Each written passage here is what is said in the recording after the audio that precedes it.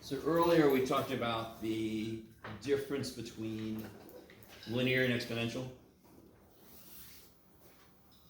Can you guys tell me, before I get into that, can you guys tell me, how do we represent repeated addition? Repeated addition, yeah, repeated addition is just multiplication. If I do 3 plus 3 plus 3 plus 3, the better way to say that is freaking 4 times 3, right? I don't know, he wants attention, sorry. What is repeated multiplication? Like 3 times 3 times 3 times 3. Exponents. Okay, beautiful. So, a linear function is one where you keep adding or subtracting, which is really adding the negative, right? Adding the inverse. Keep adding or subtracting the same amount as you move along the x-axis. Repeated addition is multiplication. So you can see how if I keep adding 4, that becomes 4 times x. If I add 4 once, if I add 4 twice, that's 2 times 4. If I add 4 3 times, it's 3 times 4, so forth. You guys are kind of with me. So linear is basically repeated addition, which is why it's got m times x, repeated additions times. Exponential is where you keep multiplying by the same amount over and over and over again as you go slowly insane. So if I multiply by 4 once, by 4 twice, that's 4 squared. Multiply by 4 3 times, that's 4 cubed. Yes? Okay. And that's why when you have those problems where they say, is this linear or exponential, you just have to say, do I keep adding the same thing or do I keep multiplying the same thing? I like it a lot. Okay. So, does everybody have this handout? Does anybody need this handout? Let me say it like that.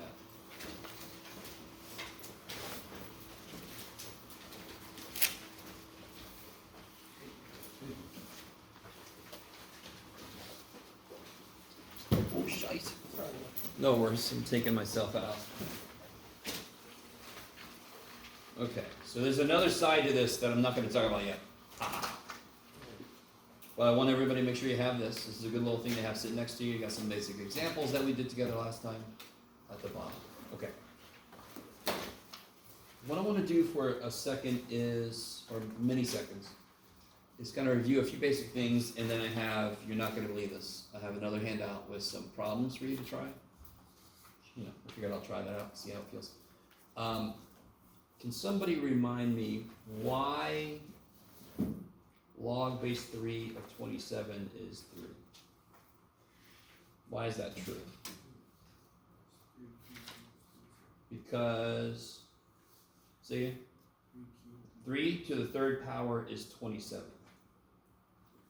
Which inherently means there's a way to rewrite a logarithmic statement as an exponential statement.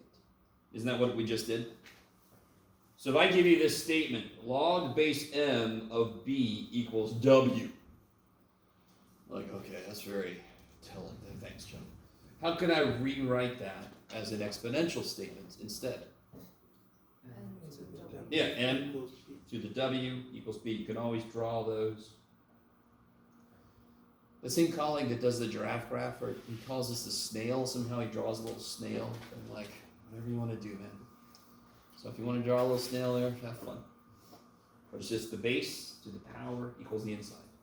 Because the answer to a log is always a what? A logarithm is always a power. Beautiful. So the w is the power, m needs to become b. Real quick side note. Let me see if you guys are with me on this. What would this mean then? By the way, I'll do two things as they do this. What does that represent? You could do it. What did we just say a log is? It's the power the base needs to become the inside, right? So what does this represent? 10 to the x equals c. It represents the power that 10 needs to become c. I love it. You guys with me? Logarithm is always a power. What power? The power of voodoo. No. The log is always a power. It's the power the base needs to become the inside. That's what it is. You with me? So if I raise 10 to this silly number, it will become c. That's what that means, yes? So what do I get when I raise 10 to it? See, it just never happens. What'd you say this was again? This is the power that 10 needs to become c. That's what that is. That is the power that 10 needs to become c. So when I give 10 this power, it frickin' becomes c. Now, a more direct way. Now, that's the way that a math weirdo like me would look at it. As a student, the way you should probably look at it is this. How does 10 to a power and log base 10, how do they relate to each other? Cancel because they are inverses, yes? So if you just do this, don't you get the same damn answer? If these things cancel each other out, then you just get C. Okay, maybe.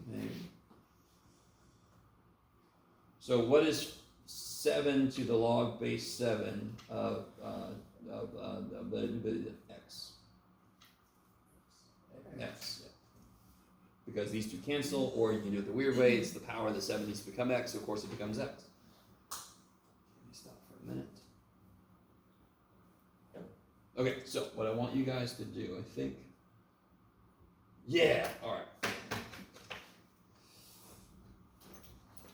Oh, before I forget. Somebody remind me from earlier, what is ln of x? What does that actually mean? What base is that? Log base c, and I told you that was the only time I was ever going to write it, because it hurts me to write it, so I'm not going to write it again. Natural log is just log base c. Does anyone know how we write log base 10? Just log? Just log. Everyone knows it's log. It's log. So when you see a log without a base, it's base 10. Why is the square root symbol? Why don't we write the 2? Because what's the most often used root? Square frickin' root. So we're like, well, why write the 2? We'll just save time. Dear God.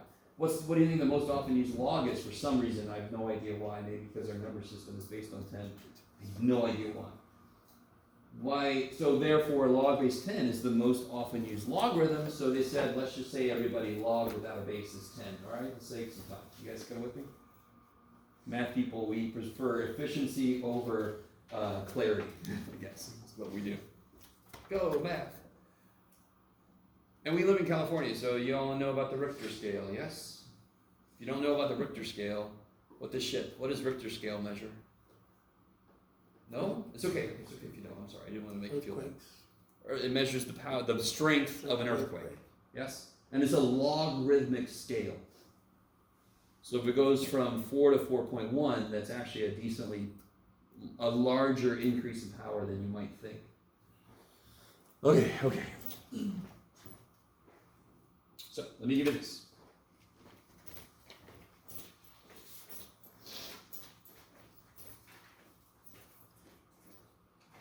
So I want you to do the side that says more log practice, not the side that says even more log practice.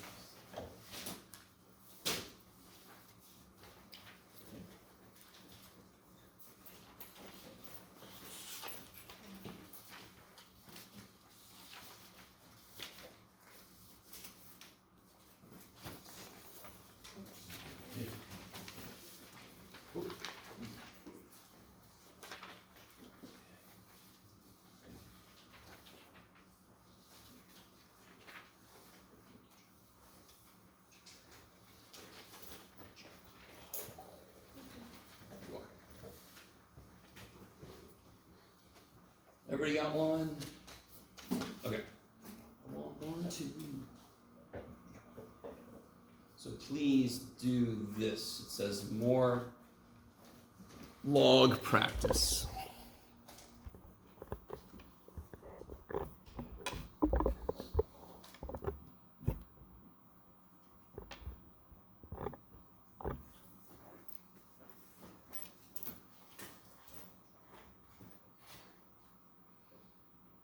Let's see. First couple. The first one shouldn't be that bad. The second one is always a little weirder to go the other way. But who's got that first one? 3 to the 10. Yeah, 3 to the 10th equals y. Oh, please don't do 3 to the 10th. You don't have to put that in your calculator and get a big ass number or whatever. Okay. Now, going the other way is always a little bit weirder, but the nice thing is you can check it easy. So let me ask you this. What's the base in this expression? 7. And a logarithm is the inverse of an exponential. So whatever the input was is now the output, and whatever the output was is now the input. So how do I check myself? 7 to the W equals 5.6. That's what it said. Yay. Yay. So if I ask you to write it in exponential form, you should not have any logs left. If I ask you to write it in logarithmic form, there should be no exponentials left. It should just all be log. Okay. Okay. 3a, what's that? That's nice. Yes, because again, the question you ask yourself when you see a logarithm problem is what power does the base need to become the inside? And of course, anything needs a 0 power to become 1, except 0. Oh, have I talked about this much at all? 0 to the 0? Let's not talk about this. This is what's called indeterminate form. 0 to any power is 0. Anything to the 0 power is 1. So 0 to the 0 is somehow both 0 and 1 at the same time. Let's not talk about him again. If you're going to take calculus, this is going to be a big part of calculus. You're all like, I don't know if I'm going to take it now. Shit. Sorry. So this will be 0 because 4 to the 0 equals 1. You can always justify your work. What happens here? What's true about natural log and e to a power? What do they do to each other? They cancel, because what's the base on natural log? So they're inverses of each other, so they kill each other, and so I'm left with pa.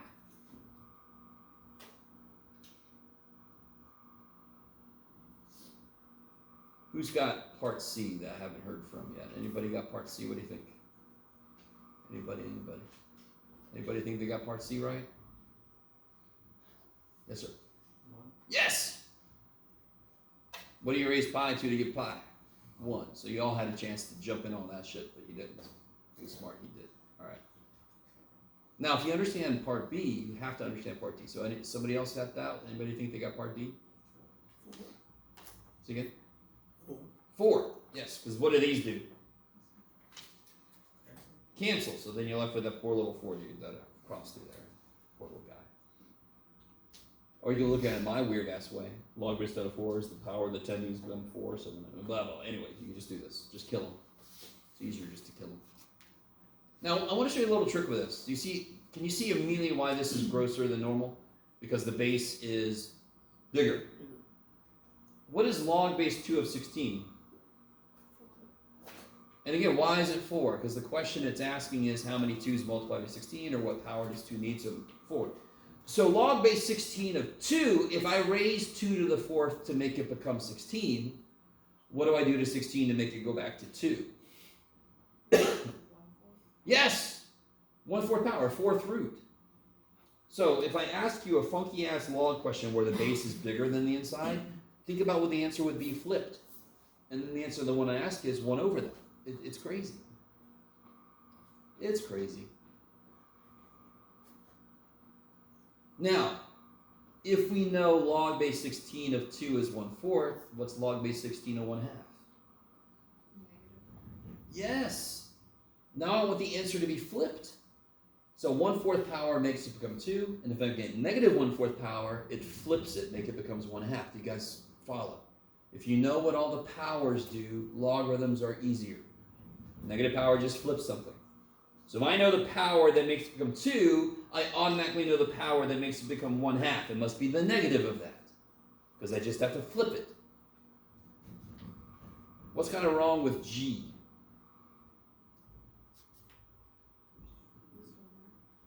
Is it written in a good form? No. And I can't remember if I've ranted about this, but I wish we'd never invented root notation. What is the 5th root of 11 written better? 11 to the 1/5. And what does log base 11 and 11 to a power do? cancel, so you get 1/5. Kilo!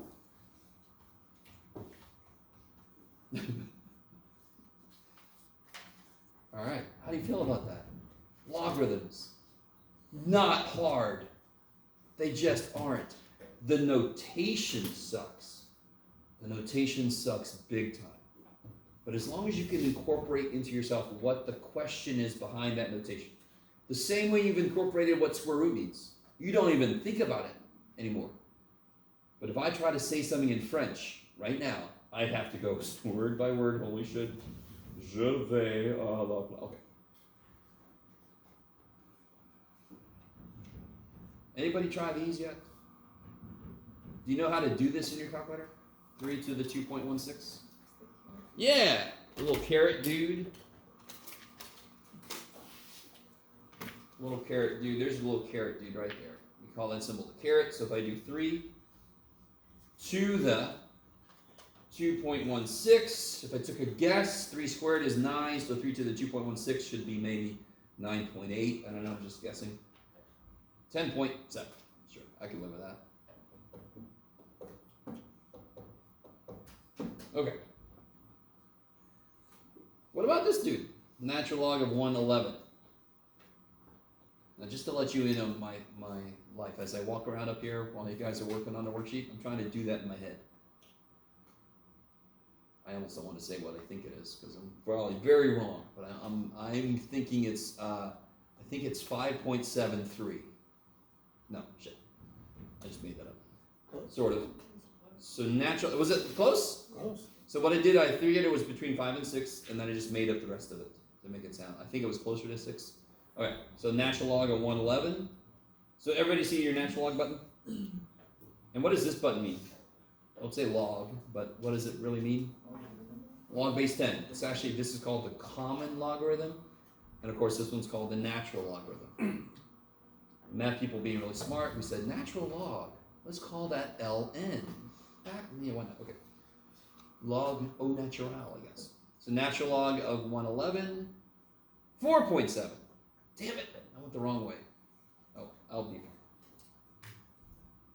4.7. I'm fine. And then this guy, again, you just have to use the log button. Little log button. Log of 0.4132, and I get negative point blah, blah, blah. 3838, almost 3333. Negative point 3838, blah, blah, blah. Okay. So if I gave a problem like this on the test, I would tell you, oh, I did. Jeff, pay attention to yourself. Jesus. Hundreds place. So this would be 4.71, right? And this would be negative 0.38 if I'm paying attention to my own instructions. Okay. So I will tell you what's around to when you have all these freaking decimal places. Okay, so yes. Can we do like another example that's similar to G? Oh, sure. If I had log base, doesn't matter. 11 of that's just log base 7 of the 4th root of 7 cubed. How do I rewrite this in power form? What's in the bottom of plants? Roots. So where's the 4 go? Bottom. What's on the top because it's powerful? Power. So then what's the answer? 3/4. So anytime you have a radical inside of a logarithmic question, rewrite the radical into power form. Since logarithms are all about the powers needed, it makes sense that I want it written in power form. I like it. Okay. So, the little bit of time I have left, I want to do one new thing. Just one new thing, okay? So I'm going to prove this property. It's going to be very exciting. And this will be the last thing today, okay? I'm going to prove the first property that's on the reverse of this sheet, yes? So I want to investigate log base b of xy. And I want to show that this is equal to log base b of x plus log base b of y. Okay. I'm going to kind of do this in reverse. Log base b of x, log base b of y, yes? I'm going to call this m, and I'm going to call this one n. Just because. What do we do in algebra when we don't know something? We call it a letter. Do I know what log base b of x is? No idea. So I'm going to call it And this one's Okay.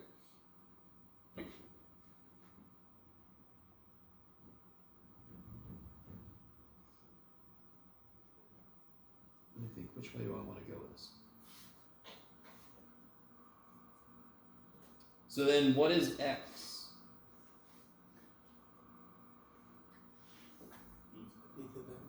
B to the n. And what is y?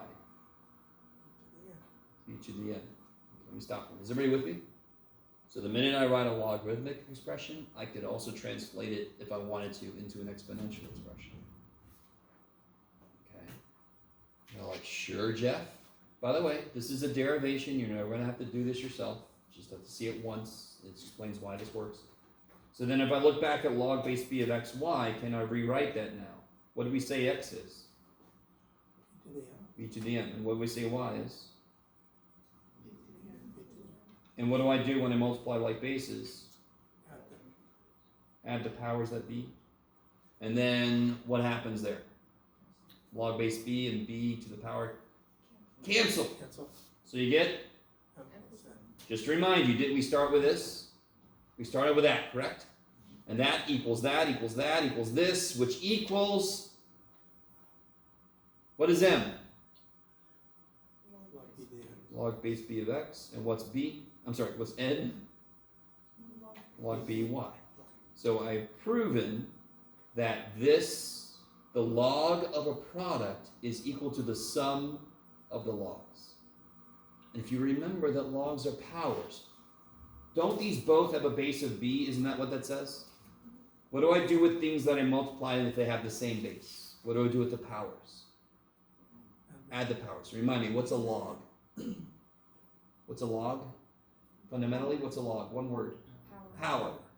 So when I multiply things with like bases, I add the powers. That's all that dumb thing says. So what do you think I would do without even proving it? What if I had log base b of x divided by y? Well, what do we do with the powers in that case? Subtract. The power on this minus the power on that. It's that simple. Every property of logarithms is just a property of powers because logs are powers. Isn't that silly? All right, that's enough. Yeah. I'll have the quiz graded tomorrow.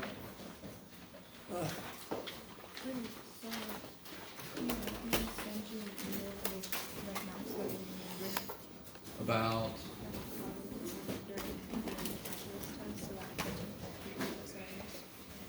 take the, sorry, come out again, because you got to make up the last test. Is that what it? Okay. I'm sorry. I have a lot of students making up tests. So you're gonna come to my calculus test tomorrow. Okay, good. And did I tell you the room and all that kind of stuff? Send me in, yeah, and then I'll reply to you, and I'll have a test presentation. Thank you. How was the Zoom?